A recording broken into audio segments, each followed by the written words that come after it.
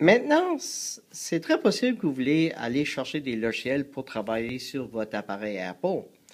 La seule chose, c'est que pour fonctionner avec des logiciels ou télécharger des logiciels, il faut passer à travers le magasin Apple qui s'appelle le App Store. C'est pas possible de télécharger des logiciels qui viennent de l'Internet. Il faut que ça vienne directement du App Store comme tel. Puis pour faire ça, il faut que tu aies déjà un identifiant Apple ou un Apple ID. Maintenant que c'est déjà configuré, on va aller dans l'App Store, puis par défaut, il va t'amener dans la sélection qui démontre les nouveautés pour la semaine. Ensuite, tu es capable de choisir si tu vas aller à des jeux, c'est relié à l'enseignant, kiosque, plus. Puis c'est une façon de voir les différentes choses. Mais dans ton cas, probablement, tu regardes pour un logiciel spécifique, comme par exemple un logiciel qui va enregistrer. Pour mon exemple, je vais l'écrire en anglais.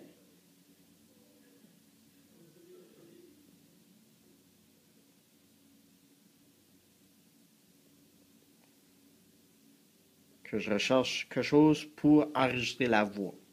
Je vais faire rechercher.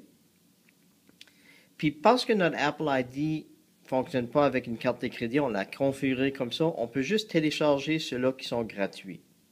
Si tu veux télécharger une application qui vaut, comme par exemple celui-ci qui est 4,99, il faut avoir une carte de crédit déjà branchée sur ton appareil, sur ton identifiant Apple. Mais dans ce cas ici, je vais télécharger, par exemple, le premier qui est gratuit. C'est celui-là que je veux. Mais si je ne suis pas sûr, je peux cliquer dessus, puis il va me donner les détails aussi, puis les informations nécessaires concernant le logiciel. Si j'ai 100% sûr que c'est celui-là que je veux, je clique sur gratuit, installer l'application, puis par défaut, il va demander le mot de passe de ton Apple ID pour être capable, ou ton identifiant Apple, pour être capable de télécharger l'application. Puis ça, c'est fait au point de vue de sécurité. Pour mettre le mot de passe, je vais juste changer la fenêtre pour une seconde. Et ensuite, vous appuyez sur le bouton OK. Si vous avez rentré le bon mot de passe, automatiquement, il va télécharger l'application. Puis tu vas voir qu'il y a une barre de défilement qui est dans l'icône qui est en train de le faire à ce moment ici. Après que le téléchargement est fini, il va donner le bouton ouvrir.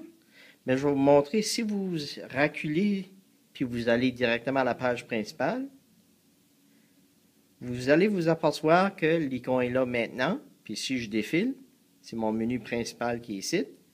Puis ça, c'est mon deuxième menu. C'est là où l'icône s'est placée.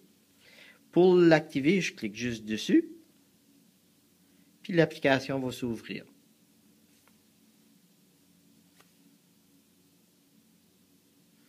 Quand j'ai fini avec l'application, puis je vais revenir de nouveau à ma page, j'ai juste besoin d'appuyer le petit cercle ici, avec le carré à l'intérieur. Puis ça, c'est toujours le bouton arrière. Encore, si je n'ai pas à la bonne place, puis je vais aller au menu principal, je peux cliquer arrière, le bouton de nouveau, puis il va faire arrière de nouveau, puis il m'amène à la page principale.